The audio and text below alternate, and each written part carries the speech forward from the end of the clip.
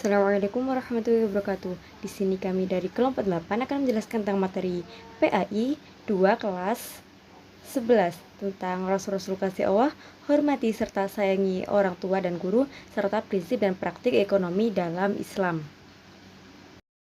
Kami beranggotakan Nurul Ilmadina, Muhammad Dwi Fitratul Akbar, dan Torik Ibrahim.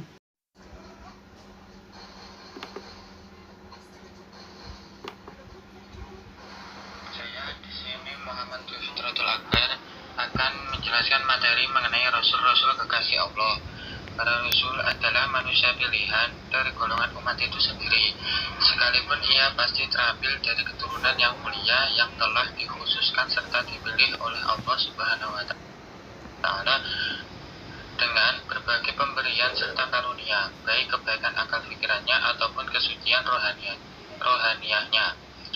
Para Rasul alaihissalam juga adalah manusia-manusia yang benar-benar menjadi pilihan Allah Subhanahu wa Ta'ala, sebagaimana firman Allah dalam Quran surat Ali Imran ayat 33 yang berbunyi, Bismillahirrahmanirrahim, Innallaha astafa Adama wa Nuha wa ala Ibrahim wa ala Imran ala alamin.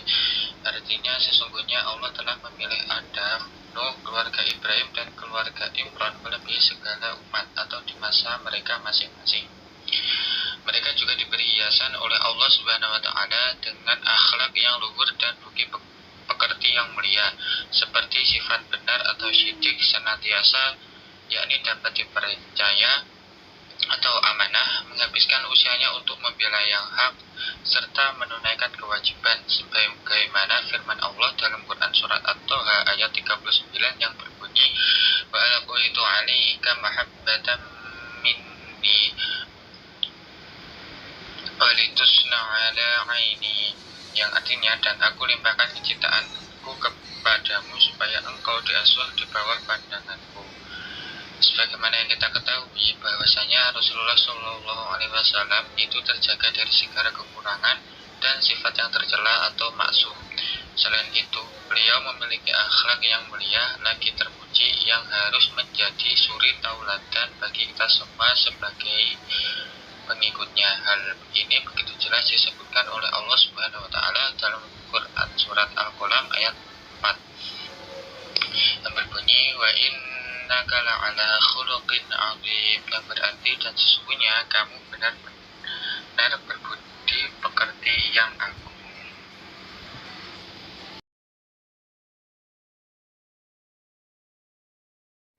Selanjutnya, saya Nurul Ilmadinana akan menjelaskan materi yang kedua, yakni mengenai hormat dan sayangi orang tua serta guru. Yang pertama, saya akan menjelaskan tentang pengertian hormat, di mana hormat mempunyai arti atau pengertian menghargai, ta'zim, dan khidmat kepada orang lain, baik kepada orang tua, guru, atau sesama anggota keluarga atau yang lainnya. Dalam hubungan dengan orang tua, perilaku hormat ditunjukkan dengan berbakti kepada kedua orang tua. Berbakti merupakan kewajiban anak kepada kedua orang tua. Berbakti kepada orang tua merupakan salah satu amal soleh yang mulia. Perintah berbakti kepada orang tua terdapat atau dijelaskan dalam Quran surat Al-Baqarah ayat 83, yang artinya, dan ingatlah ketika kami mengambil janji dari Bani Israel, yaitu janganlah kamu menyembah selain Allah dan berbuat kebaikanlah kepada ibu, bapak, kaum kerabat, anak-anak yatim, dan orang-orang miskin, serta ucapkanlah kata-kata yang baik kepada manusia. Dirikanlah sholat dan tunaikanlah zakat. Kemudian kamu tidak memenuhi janji itu kecuali sebagian kecil dari kamu, dan kamu selalu berpaling. Yang kedua, mengenai contoh perilaku hormat dan menyayangi. Adapun perilaku hormat dan menyayangi kepada orang lain sangat baik dilakukan oleh seorang muslim. Oleh karena itu, perilaku hormat dan patuh itu harus diterapkan kepada siapa saja. Berikut adalah contoh perilaku hormat dan patuh kepada orang tua serta guru. Yang pertama adalah hormat dan sayangi orang tua. Kita hendaklah patuh dan taat terhadap nasihat dan perintah orang tua selama tidak untuk maksiat atau tidak berbuat musyrik. Bila kita diperintahkan untuk berbuat maksiat atau kemusyrikan, kita harus menolaknya dengan cara sopan. Dalam keadaan apapun, kita harus tetap menjalin hubungan baik kepada orang tua. Adapun contoh perilaku hormat dan sayangi orang tua, yang pertama adalah senantiasa berbuat baik dan bersikap hormat baik dalam tingkah laku maupun tutur kata terhadap kedua orang tua.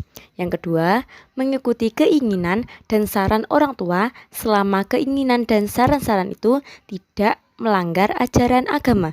Yang ketiga, membantu kedua orang tua sesuai kemampuan kita. Yang keempat, mendoakan orang tua semoga diberi umur panjang oleh Allah Subhanahu wa Ta'ala. Dan yang kelima, menjaga dan merawat orang tua ketika orang tua sakit. Dan yang keenam atau yang terakhir adalah setelah orang tua meninggal dunia, kita dapat menghormati serta menyayangi beliau melalui dengan cara mendoakannya. Adapun hormat dan patuh kepada seorang guru. Guru sendiri merupakan pengganti orang tua atau orang tua kedua setelah orang tua kandung kita. Guru juga berhak mendapatkan bakti dari siswa atau muridnya. Hal ini karena guru telah memberikan ilmu kepada siswanya dengan tulus dan ikhlas. Adapun contoh perilaku hormat dan patuh kepada guru, diantaranya yang pertama adalah memuliakan dan tidak menghina kepada guru. Yang kedua, mendatangi tempat belajar dengan ikhlas dan penuh semangat. Dan yang ketiga, memperhatikan guru yang sedang menjelaskan pelajaran. Dan yang keempat, bertanya kepada guru apabila ada sesuatu yang belum dimengerti dengan sikap yang sopan. Dan yang kelima, menggunakan cara bahasa yang baik pada saat berbicara dengan guru. Dan yang terakhir atau yang keenam, berpakaian rapi serta sopan ketika melakukan pembelajaran. Selanjutnya mengenai pembahasan tentang hormat dan patuh kepada orang tua dan guru.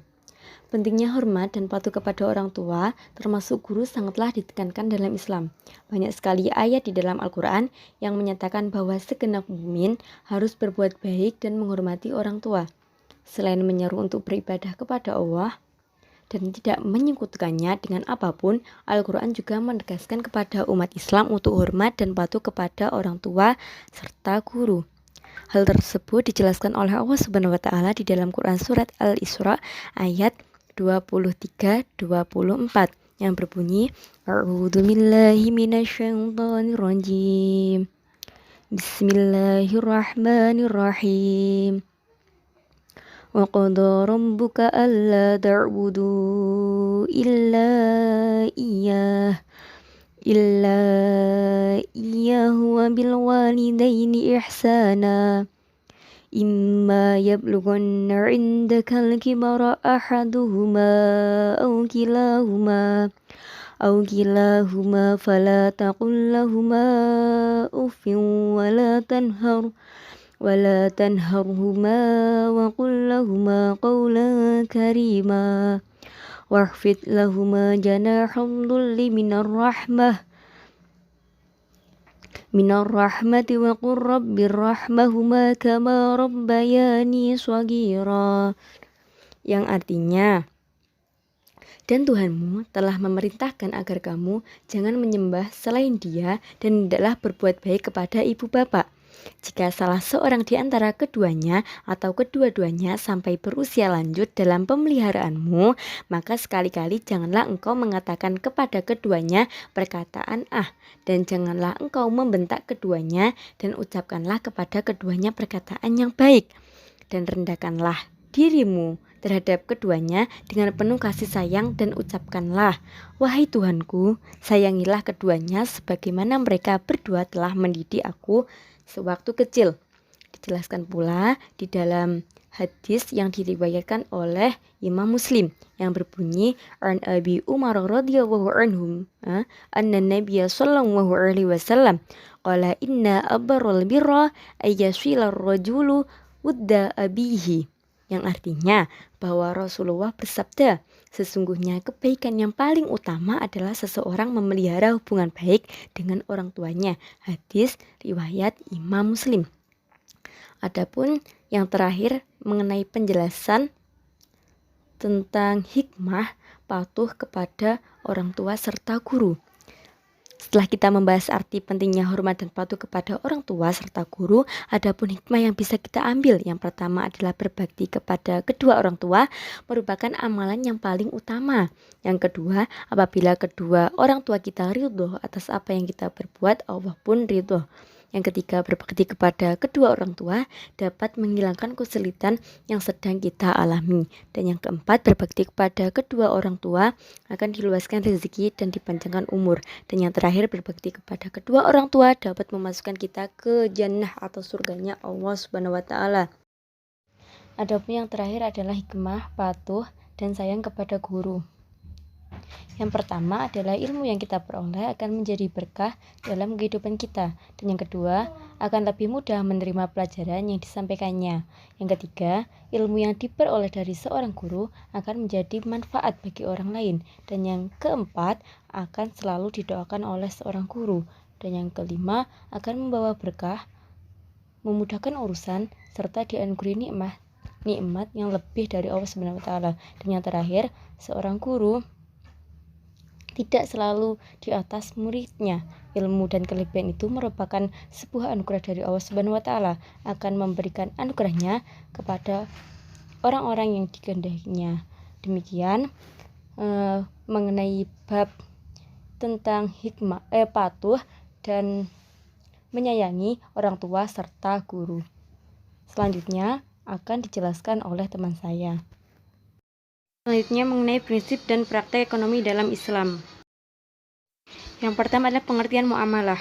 Muamalah memiliki pengertian yakni istilah lain dari transaksi dalam sistem perekonomian Islam. Pengertian muamalah sendiri merupakan kegiatan tukar-menukar dan memberi manfaat tertentu atas barang atau sesuatu yang ditukarkan.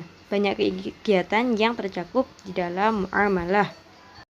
Selanjutnya mengenai ayat tentang muamalah. Yang pertama, larangan melakukan kegiatan yang mengandung unsur riba yang dijelaskan dalam Quran Surat Ali Imran ayat 130. Dan yang kedua, mengenai larangan menggunakan cara yang batil atau salah yang dijelaskan dalam Quran Surat An-Nisa ayat 29. Adapun macam-macam muamalah yakni ada jual beli, khiyar, syirkah, utang piutang, musaqah, muzara'ah, dan muhabarah, mudharabah, sewa menyewa, serta perbankan. Demikian itu dari kami. Wassalamualaikum warahmatullahi wabarakatuh.